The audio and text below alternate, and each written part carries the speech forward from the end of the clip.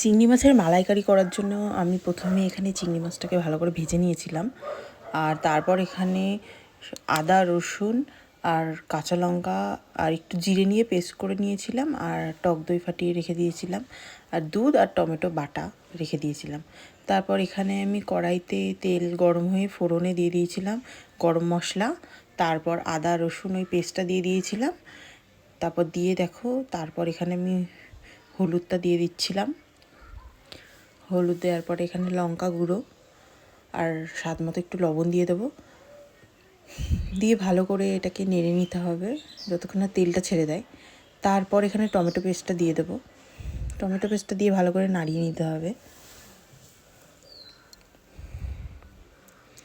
তারপর এখানে ফ্যাটানো টক দইটা দিয়ে দিতে হবে। তারপর ভালো করে নাড়িয়ে নিতে হবে। প্রত্যেকটা জিনিস দেওয়ার পরে একটু ভালো করে একটু নাড়িয়ে ঠাড়িয়ে তারপর নিতে হবে।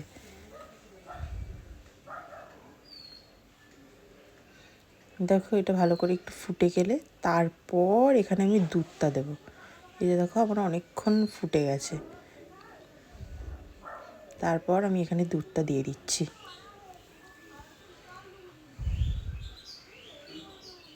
সব জিনিসই তোমরা যতটা করবে সব স্বাদ মত অনুযায়ী দেবে, যতটা কোয়ান্টিটি করবে ততটা কোয়ান্টিটি অনুযায়ী সব দেবে। তারপর এখানে আমি কাঁচা লঙ্কা কয়েকটা এমনি চিড়ে দিয়ে দেবো।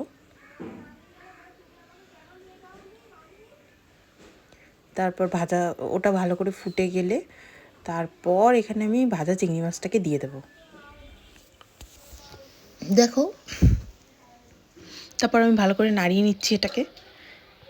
দেখো ভালো করে ফুটে গেছে আমার চিংড়ি মাছটা। অনেক ভালো করে ফুটে গেলে যাতে মাছগুলো ভালো করে সেদ্ধ হয়ে যায়।